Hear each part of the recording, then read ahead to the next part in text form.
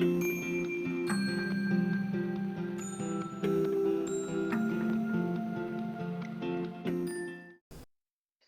hey y'all, and welcome. I am Christine, the creator behind Crafty Southern Home. Thank you so much for stopping by. So, one project here, and this is a repurposed project of a sign that I made years ago. And I think this was an old, maybe home interiors, or I might have got this from Kirkland's. Anyhow, I think I had some fruit on it years ago, and I know in my handwriting, I don't have the best handwriting, but I made this so blessed you are here, and this hung in my dining room area. So I've repainted my dining room area. I've shown you a glimpse on past project. So I'm trying to get these letters up, and I was trying to sanding block. That wasn't doing it. So then I tried my little art palette knife, and that was working okay. And then I found out that this is just like a paper topping on the board. So I used my palette knife to grab up underneath there, and then I did have to still work to remove that some, and I also had to like spray it down with some water, let it sit a little bit, and I came back and was able to peel that up with that palette knife. And then in the end here, I'm just using my sanding block just to get off all the rest of the residue off of it.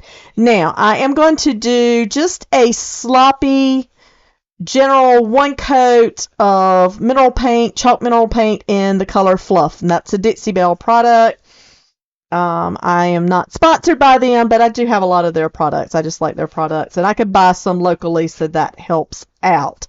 So just one coat of that, because I don't mind if some of that red comes back, and we are doing a crackle finish. So I'm going to finish up my one coat here, and then I am using one coat of crackle, and that is also from Dixie Belle.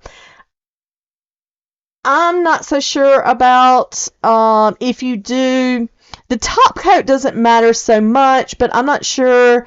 I think if you're using a crackle product in one certain brand, maybe use your base coat with that brand. That's what I've been doing.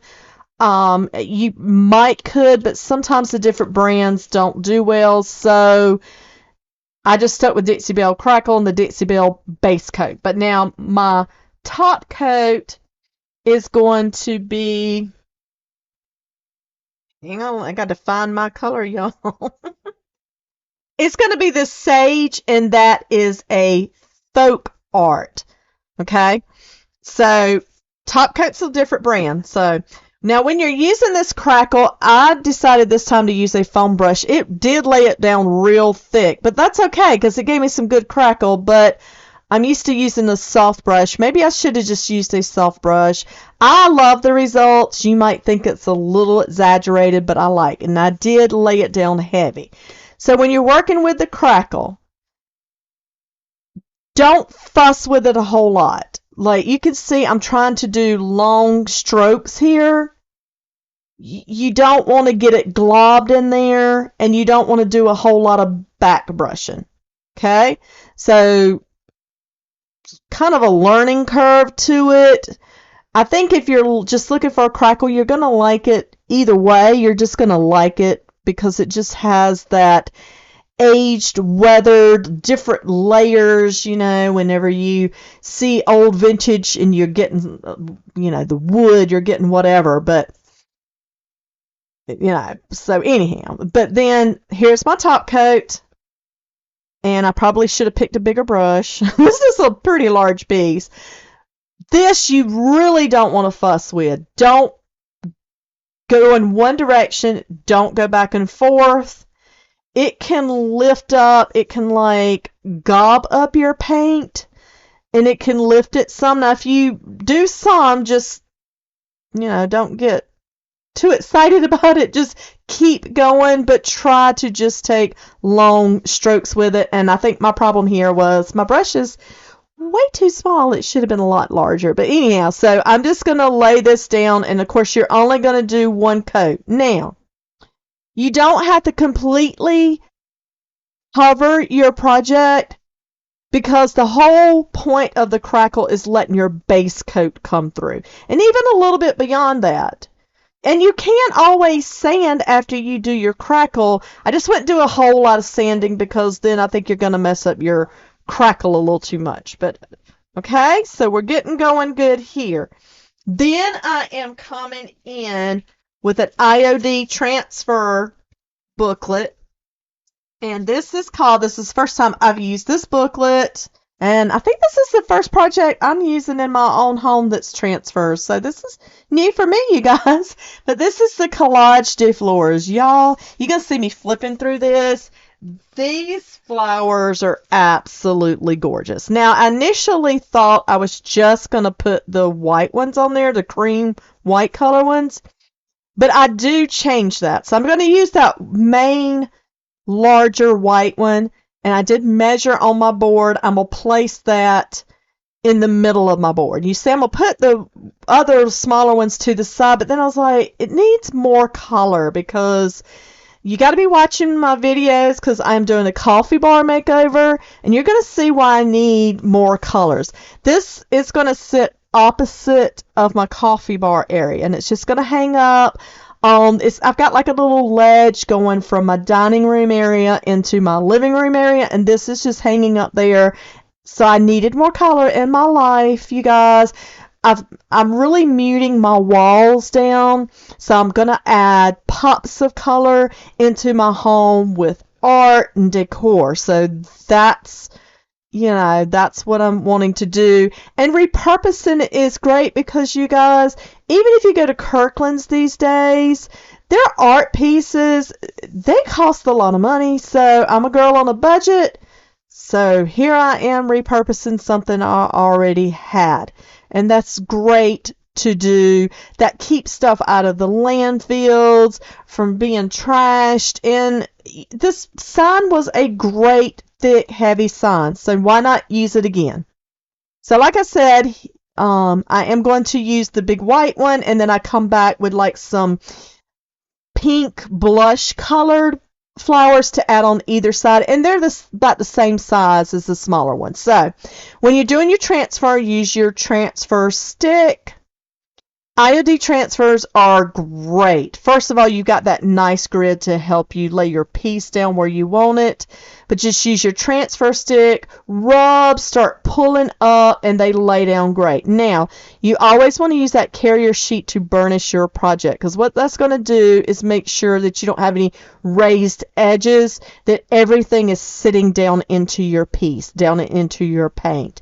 Y'all, look at that good crackle. How do you like that? So I just flip that top carrier sheet over. And then on my larger pieces like that, I'm not so much rubbing as I'm just going to take it and then take my fingers and rub my fingers around on that sheet to lay that down. Look at these pretty side pieces I chose. Oh, they're so beautiful. Okay, we're not going to stop there. I am going to come in with an IOD mold. I know y'all can hear this crackling. I try to keep them in the plastic.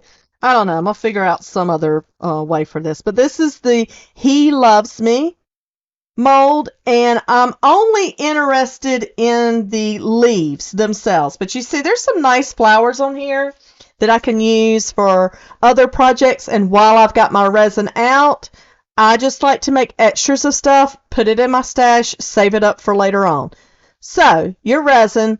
I at least like to wear one glove. Sometimes I don't, but that's just nasty when it gets on you. And if you have sensitive skin, it can kind of irritate you. And it's a little aggravating to wash off. So at least one glove. Now you're going to mix equal parts of A and B. Stir them with your little stick. They'll provide you a stick, or you can just use a craft stick or a silicone spatula or whatever will work perfect. When you first pour them in, they're kind of going to look opaque looking, kind of creamy looking. You're going to stir it until it's clear. When it's clear, it's ready to pour. This stuff sets up in about 10 minutes, and I didn't show you, but they release so nicely. So in about 10 minutes, when it turns white, you could touch it. If it's not real tacky, get it out. You don't want it to completely dry within your mold, and you want it to be not completely dried. So you want to get it out. Now, I did come and paint them with a moss colored chalk paint. So just to add a little bit more green back in to kind of match those leaves.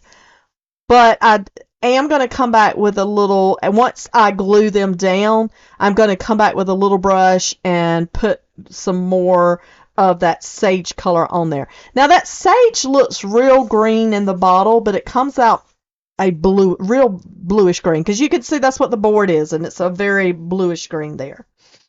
So I'm going to lay those down with Tight Bond Quick and Thick. I find that I do like using that. Some people use super glue. Don't use hot glue, because I just would not use hot glue. I would use either super glue or the Quick and Thick. And then once I am done, I am going to come in with my Dixie Belle Best Dang wax, and that's white. Make sure you lay a good coat down in your leaves there, because you want that to get down into the crevices. And then I put it all over the board. This is how I'm going to seal my project. You do want to seal your transfers and all, and I really like sealing my transfers with wax. So I am going to just lay a good coat over the whole board, and then I'm going to wait about a minute or two and come back in with just a paper towel, and I'm going to wipe that off. This project is finished. You can see it. It is hanging here. So that's my nice popcorn ceiling. I'm not getting rid of those. That's too aggravating. Or that's a project way down the line. I'm not ready to do that. Those are messy. But y'all, look how pretty this is. And look at that nice crackle. So we've got a lot of stuff going on here that we've blended in. Tell me how you like this. Like I said, this is going to sit in my home. I love the colors, but you guys let me know what you think. I appreciate y'all so much. If you're not already subscribed, please consider smashing that subscribe button. I would appreciate it. You guys are awesome. Enjoy the rest of your week. Leave me some comments.